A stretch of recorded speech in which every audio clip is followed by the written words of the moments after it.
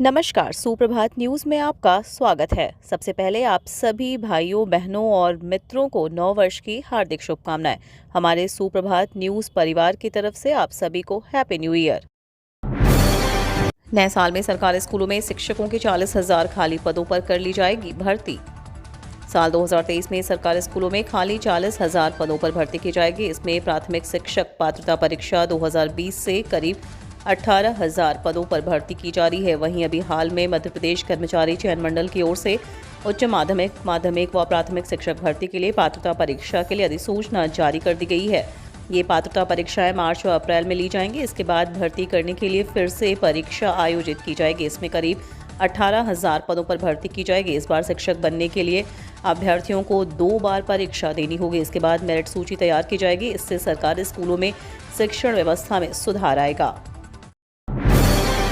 Ration card धारकों के लिए बड़ी खबर, योजना में सरकार ने किया महत्वपूर्ण बदलाव।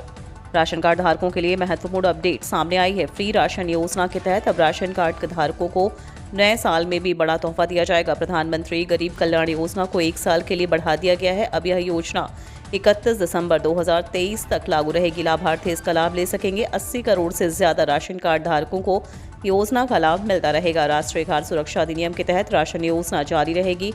वहीं गरीब कल्याण योजना के तहत उन लोगों को फ्री राशन भी मिल रहा था जिनके पास राशन कार्ड नहीं है, लेकिन राष्ट्रीय खाद्य सुरक्षा अधिनियम के तहत केवल गरीब राशन कार्ड धारकों को ही मुफ्त में गेहूं, चावल उपलब्ध कराए जाएंगे।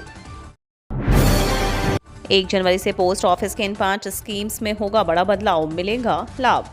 भारत सरकार के द्वारा पोस्ट ऑफिस के जरिए कई योजनाओं का लाभ मिलता है। नया साल शुरू होने जा रहा है। इस दौरान कई नियमों में बदलाव भी होने हैं। सरकार ने डाकघर की कई योजनाओं में बदलाव किए हैं। यदि आप भी इनसे जुड़े हैं तो यह आपके लिए अच्छी खबर हो सकती है। 1 जनवरी 2023 से कई स्कीम मिलने वाले ब्याज दरों में बदलाव होगा। इस लिस्ट में post office time deposit, national saving certificate, monthly income scheme, senior citizen scheme और किसान विकास पत्र योजना की ब्याज में बढ़ोतरी की गई है। वहीं सुकन्या समृद्धि योजना और पीपीएफ में कोई बदलाव नहीं हुए हैं। इन दोनों पर सबसे ज्यादा ब्याज पहले ही मिलता है। मध्य प्रदेश के इन खूबसूरत पर्यटन स्थलों की सैर कर करें नए साल का आगाज। नए साल पर यदि आप मध्य प्रदेश का ट्रिप प्लान कर रहे हैं तो आइए हम आपको प्रदेश के कुछ खास पर्यटन स्थलों से रूबरू कराते हैं, जहां जाकर आप नए साल का खास अंदाज में वेलकम कर सकते हैं। देश का दिल मध्य प्रदेश अपने ऐतिहासिक, धार्मिक और प्राकृतिक पर्यटन स्थलों के लिए देश भर में प्रसिद्ध है। यहाँ सतपुड़ा के घने जंगल हैं तो नर्मदा नदी पर बनने वाले मनमोहक झरने भी, बांधवगढ़ कान्हा जैसे 6 टाइगर रिजर्व हैं तो पचमढ़ी जैसे सुरम्य वादियां भी।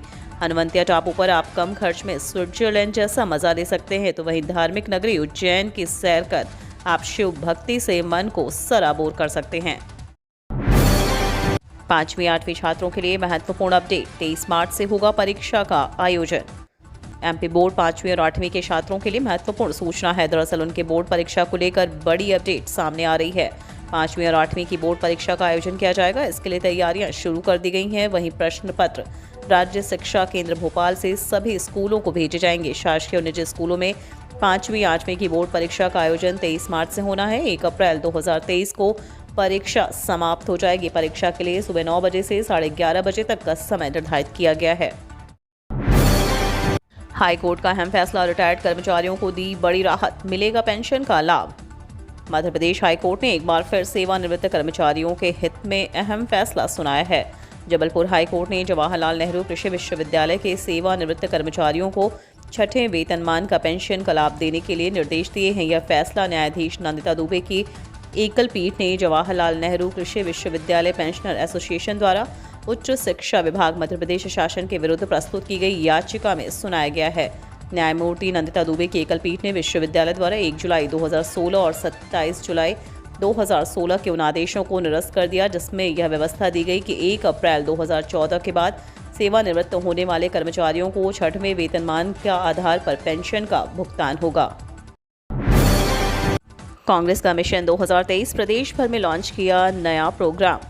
नए साल पर मध्य प्रदेश कांग्रेस ने नया प्रोग्राम लॉन्च किया है और इसके तहत पूरे प्रदेश में लगाए नए साल नई सरकार के बैनर होर्डिंग लगाए गए हैं। इनमें कमलनाथ को भावी मुख्यमंत्री घोषित करते हुए स्लोगन में प्रदेश की जनता से वादे भी किए गए हैं। इसमें देखते हुए लगता है कि कांग्रेस चुनावी मोड में आ चुकी है और मिशन 2023 को लेकर उसने अपनी योजनाओं को आकार देना शुरू कर दिया है। शहरों में जगह जगह होर्डिंग्स में लिखा है, छठेगा अब अंधेरा आ रही कमलनाथ सरकार। तो किसी में कहा गया है कि कल को देने सुनहरा आकार आ रही है कमलनाथ सरकार। मध्य प्रदेश की पुकार कमलनाथ सरकार, नए संकल्पों के साथ साथ साथ चलेंगे आस्था और विकास। आ रही है कमलनाथ सरकार। इस तरह प्रदेश के कई शहरों को इन होर्डिंग से पाट दिया गया है।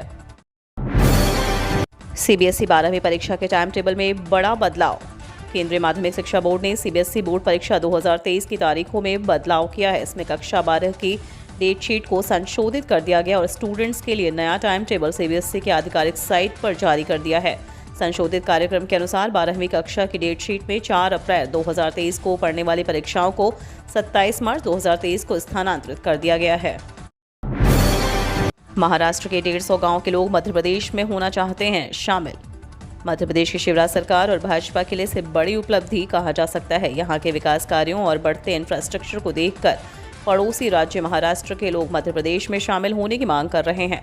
महाराष्ट्र के अमरावती जिले की धारणी तहसील के अधिकांश गाँव में लोग मध्य प्रदेश में शामिल करने की मांग कर रहे हैं और इस तहसील में 63 पंचायतें और 154 गाँव हैं। शुक्रवार शाम देर तलाई के पास मध्य प्रदेश और महाराष्ट्र की सीमा पर एकत्र हुए 50 से ज्यादा लोगों ने अपनी इस मांग को लेकर प्रदर्शन किया। उन्होंने राष्ट्रपति और महाराष्ट्र के मुख्यमंत्री को पत्र भेजकर धारणी तहसील को मध्य प्रदेश में शामिल करने की मांग की है।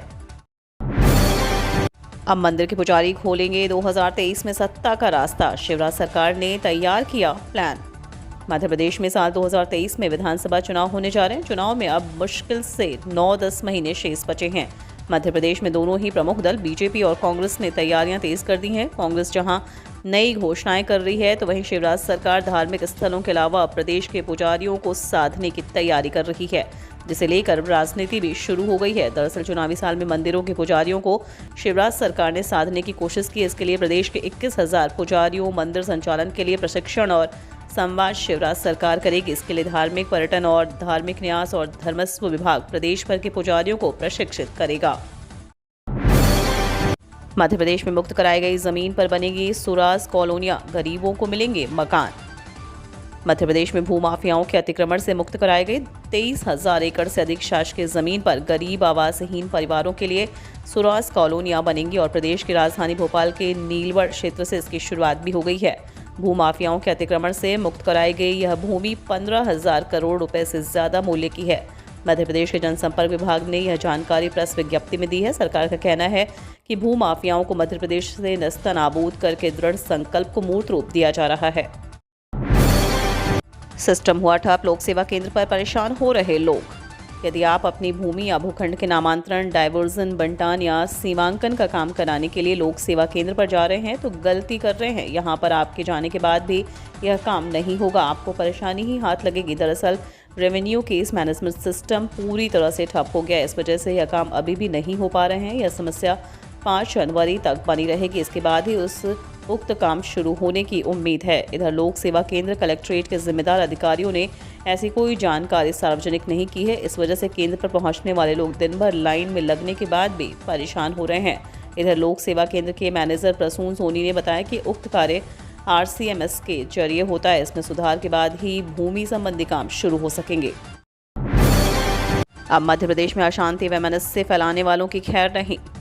मध्य प्रदेश शांति का टापू है, यहाँ अशांति फैलाने वालों की खैर नहीं। मुख्यमंत्री श्री शिवराज सिंह चौहान के कड़े फैसले और प्रशासनिक कसावट से आज प्रदेश में कानून का राज स्थापित है। प्रदेश की शांति व्यवस्था में खलल डालने की कोशिश करने वालों को कड़ी कार्यवाही का सामना करना पड़ रहा है। माताओं, बहनों, बेटियों की ओर गलत नजर उठाने वालों के घरों पर बुलडोजर चल रहे हैं। बच्चियों के साथ दुराचार करने वालों को मृत्युदंड दिया जा रहा है। एंटी माफिया अभियान चलाकर दोषियों को कुचलने की कार्यवाही सख्ती से की जा रही है। मध्य प्रदेश के व्हाइट टाइगर सफारी वाटरफॉल है पर्यटकों की पहली पसंद। मध्य प्रदेश में ऐसे कई सारे पर्यटन स्थल हैं जहां पर लोग दूर दराज से घूमने आते हैं, जिनमें से सबसे प्रसिद्ध विंध्य का मुकुंदपुर व्हाइट टाइगर सफारी, मां शारदा मंदिर और आधा दर्जन वाटरफॉल पर्यटकों की पहली पसंद है। इसके अलावा नए साल पर पर्यटक पिकनिक मनाने, घूमने, मौसम नेचर का आनंद उठाने रीवा, सतना और सीधी के पर्यटन स्थलों पर आते हैं। वहीं इस साल भी काफ़ी संख्या में लोगों के आने की संभावना है, इसलिए 2 दिन पहले से ही सफारी प्रबंधन, मां शारदा प्रबंधन समिति सहित संबंधित जिलों के जिम्मेदारों ने तैयारी पूर्ण कर ली है। रीवा जिले में पूर्वा फॉल, कोटी जलप्रपात, चचाई जलप्रपात, बहुती जलप्रपात सहित मुख्य मंदिरों में सुरक्षा व्यवस्था के पुख्ता इंतजाम किए गए हैं। जनवरी में एक्टिव होगा नया पश्चिमी विक्षोभ, गिरेगा पारा, शीतलहर, कड़ाके की ठंड के आसार। नए साल के पहले महीने जनवरी से एक बार फिर मौसम में बदलाव देखने को मिलेगा। आज रात में 1 से 1.5 डिग्री सेल्सियस तक तापमान गिरने के आसार हैं। वहीं दूसरे या तीसरे सप्ताह में कड़ाके की ठंड की संभावना है। एमपी मौसम विभाग के माने तो रविवार को प्रदेश के कई शहरों में शीतलहर चलने का अनुमान है। इसके बाद 3 जनवरी से नया पश्चिमी विक्षोभ सक्रिय होगा और 15 जनवरी के बाद प्रदेश में कड़ाके की ठंड का असर देखने को मिलेगा।